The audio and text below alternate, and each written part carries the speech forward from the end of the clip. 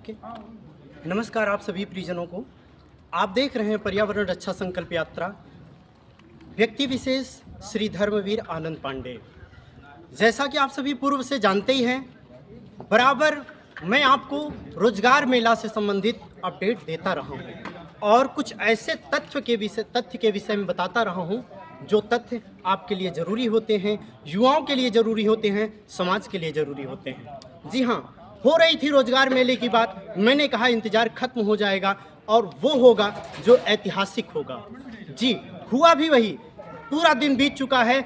मैंने देखा यहाँ की व्यवस्थाएं, यहाँ का संस्कार और यहाँ की अद्भुतता देखने लायक थी। जहाँ एक ओर बाहर हमने देखा कि जलपान की सुंदर व्यवस्था, वहीं और प्रांगण स्थल पे भोजन की भी सुंदर और उत्तम रहने की व्यवस्था थी।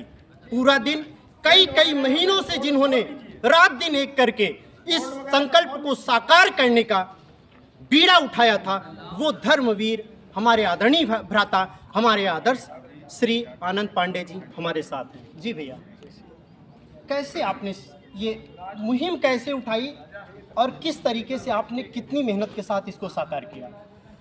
ये मुहिम रामकथा के बाद ही आया कि बहुत से लोग कमेंट भी कर रहे थे कि रामकथा से क्या पेट भरता है। जी जी। तो और पास है उस समय सब कमेंट करना, क्रिया का प्रतिक्रिया करना संभव नहीं था। तो हमने बोला कि रामकथा ही इसका मेन स्तंभ था और रामकथा से ही आज कर्म कथा का निर्माण हुआ, जो जी जी। सकुशल संपन्न हुआ है। तो बच्चे जाएंगे वहाँ पे, जॉब करेंगे, फिर उनका जिसका रिस्पांस होगा, रिव्यू होगा, हम उस पर हमेशा मॉनिटर करते हैं। जी जी। आप देख सकते हैं कि समाज प्रश्न उठाता है, क्या कथाओं से, धर्म से, सनातन से जुड़ने के बाद पेट भर जाता है? जी हाँ, भरता है पेट, भविष्य भी सुधरता है और स्वर्णिम भी होता है। तो भैया, इस तरीके से आप इतना बड़ा आयोजन करने के बाद, आप किस तरीके से इस आयोजन को सफल बनाने के बाद जो आपके ऊपर दायित्व बढ़ा है, उसको कैसे निभाएंगे? अभी जैसे बच्चे जाके ज्वाइनिंग करेंगे, ज्वाइनिंग करने के बाद उनको 3 या 4 महीने तक हम लोग प्रॉपर मॉनिटर करेंगे। जी जी। उनसे 10-15 दिन या वीकली बात किया जाएगी। जो हमारी टीम है उनसे पूछा जाएगा कि जो यहाँ पे प्रॉमिस हुआ था, जो यहाँ पे ऑफर लेटर के टाइम पे हम लोगों ने बोला था, एचआर के माध्यम से जो बोला गया था, क्या वो सारी चीज़ें वहाँ पे हो रही हैं? नहीं हो रही होंगी तो हम कंपनियों से बात करके वो चीज़ कराएंगे। लेकिन संभवतः 100% है कि जो यहाँ पे कमिटमेंट है वो वहाँ पे भी मिलेगा, उनको जॉब ज्वाइनिंग पे भी मिलेगा। भैया, युवाओं के भविष्य को सुनहरा करने का तो आपने संकल्प ले लिया है, वो दिख भी रहा है। कुछ और मुद्दे हैं, हमारे समाज के ज्वलंत मुद्दे हैं, जैसे पर्यावरण संरक्षण का विषय।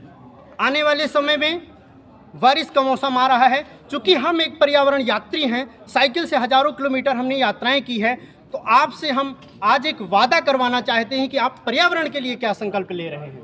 देखिए, पर्यावरण के लिए संकल्प ऐसा है कि हम सबको मिलके कम से कम एक पौधा जी महीने में, हफ्ते में नहीं बोल सकते, महीने में सबको एक पौधा कहीं भी लगाए। ऐसा नहीं कि उनका जगह है, ज़मीन है तो वहीं पर लगाएंगे। कहीं भी जो बंजर ज़मीनें हैं, रोड के किनारे, जो फलदायक वृक्ष होते हैं, जो छायादार वाले वृक्ष होते हैं, आप सब लगाइए। जब एक लोग सब लगाएंगे तो एक बहुत बड़ा ये मतलब जाल नेट बन जाएगा पौधों का। जी जी। और उसके देखभाल भी करते रहे, या तो जैसे आप जाके लगा देते हैं, जो वहाँ पे आस पड़ोस वाले लोग हैं तो उनको बोल दीजिए थोड़ा पानी वगैरह देते रहें। तो ये थोड़ा सा ऐसा सब करने से पर्यावरण की रक्षा, सुरक्षा, सब सारी चीज़ें।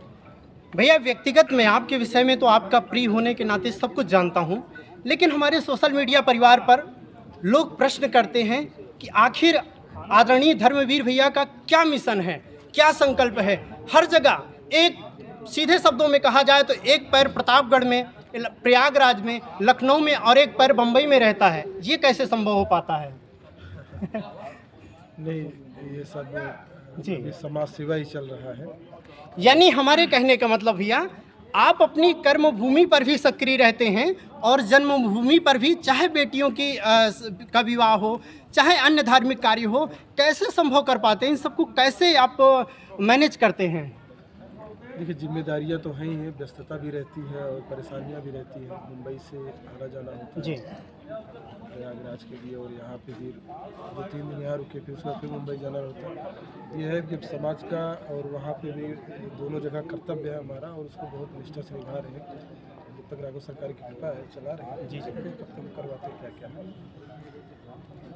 राजनीति से प्रश्न नहीं करूंगा, क्योंकि बहुत बार भैया ने जवाब दे दिया है।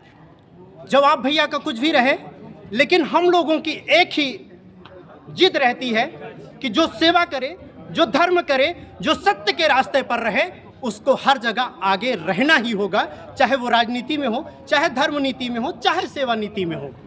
और इसके साथ ही आदरणीय भैया जी, व्यक्ति विशेष श्री धर्मवीर आनंद पांडे लेख है एक, पढ़ते हैं क्या आप? जी पढ़ते हैं, बहुत अच्छा लिखते हो और रात में ही पढ़ता हूँ जी। थका रहता हूँ, मिट भी जाता है, हंसता भी हूँ। बहुत अच्छा आपके शब्दों का जो चयन रहता है बहुत अच्छा रहता है, इसके लिए आपको बहुत बहुत शुभकामनाएं। जी। ऐसे ही आप निरंतर ऐसे लिखते रहिए और हम लोगों को भी पढ़ने में मजबूर होना पड़ेगा। कभी कभी तो लगता है कि शायद भैया पता नहीं पढ़ते हैं कि नहीं पढ़ते हैं, लेकिन आज स्पष्ट कर दिया कि बराबर पढ़ते हैं, ध्यान से पढ़ते हैं और पढ़ना भी चाहिए, क्योंकि आप मेरे प्रिय हैं, अग्रज भ्राता हैं। लोग किसी न किसी बहाने से जुड़े होंगे, क्या किसके मन में जाकी रही भावना जैसी, ब्रह्म मुहूर्त देखी तीन तैसी, लेकिन हमारे तो आदरणीय हैं, आदर्श हैं। और जो लोग सवाल करते हैं क्यों लिखते हो व्यक्ति विशेष श्री धर्मवीर आनंद पांडे, तो आप बताइए क्यों ना लिखूं व्यक्ति विशेष धर्मवीर आनंद पांडे? जो व्यक्ति सेवा में दिन रात तत्पर है, जो व्यक्ति धर्म में दिन रात तत्पर है, उस व्यक्ति की सराहना आखिर मैं क्यों ना करूं? जी भैया। देखिए मैं सराहना के लिए नहीं बोलूँगा, आप जी जी, हमारा भाव है भैया। आप छोटे जी भाई हैं हमारे, जी अच्छा कार्य कर रहे हैं समाज के प्रति। आप जो आपने देखा है कि पर्यावरण संरक्षण के लिए आप हमेशा भागते रहते हैं, ये सब चीज़ें बहुत अच्छी लगती है। बस ये समाज के जितने भी है जो सच है, उसका जो समाज का आईना है, जी भैया। इसे शीशा आईना देखने को सही से दिखाते हैं। वही हिसाब से आप, ये मेरी तरफ से आपको है कि आपको समाज का आईना बन के जो सत्यता है समाज के प्रति, लोगों का रवैया क्या है, कहाँ पे क्या सुधार किया जाए, सब चीज़ें थोड़ा लाएंगे, बहुत अच्छा लगेगा। भैया, भविष्य में किस तरीके से आप और मजबूती से समाज को एक नई दिशा देंगे? कुछ युवाओं के लिए विशेष संदेश। रोजगार हुआ, स्वास्थ्य संबंधी हुआ, जैसे शिक्षा के क्षेत्र में भी कार्य हुए कि हमारे युवा साथी जो कि ग्रेजुएशन होने के बाद सोचते हैं आप क्या करना है, तो एक ऐसी अकेडमी वगैरह निर्माण किया जाएगा जो कि आपको 7वीं 8वीं 9वीं से ही ट्रेन किया जाएगा कि आपकी किस सब्जेक्ट पे रुचि है, किस फील्ड पे आपको जाना है, उसी हिसाब से उस चीज़ पे करके गाइड करके आपको स्किल बनाया जाएगा। भैया, कृषि पर भी आएंगे, रोजगार पर भी कार्य कर रहे हैं, शिक्षा के विषय में चिंतन और अध्ययन जारी है। कुल मिलाकर के समाज को एक नई दिशा एक युवा नेतृत्व के द्वारा मिल रही है, एक धर्मवीर के द्वारा मिल रही है। हमारे तो अग्रज हैं, लेकिन हम ये निवेदन करना चाहते हैं, बहुत सारे हमारे पाठकों ने, बहुत सारे हमारे यहाँ मिले बंधुओं ने पूछा आप क्यों आए हैं, आपने भी फॉर्म भरा है क्या? जी नहीं, मैं सिर्फ इसलिए आया था कि गिलहरी प्रयास मैं भी कर सकूं अपने धर्मवीर के साथ। और भैया, एक संकल्प हमारा है, जब जहां एक छोटा आपका छोटा सा भाई जिस भी स्तर का रहेगा, हर पल निस्वार्थ भावना से खड़ा मिलेगा। आपका आशीर्वाद और स्नेह हमेशा रहना चाहिए बस। साथ में है लोगों से साथ में आपका बताया ना, आपका जो भी है बहुत अच्छा लगता है। कभी भी कोई आवश्यकता हो तो आप एक बार मदद करना। बहुत बहुत आभार भैया।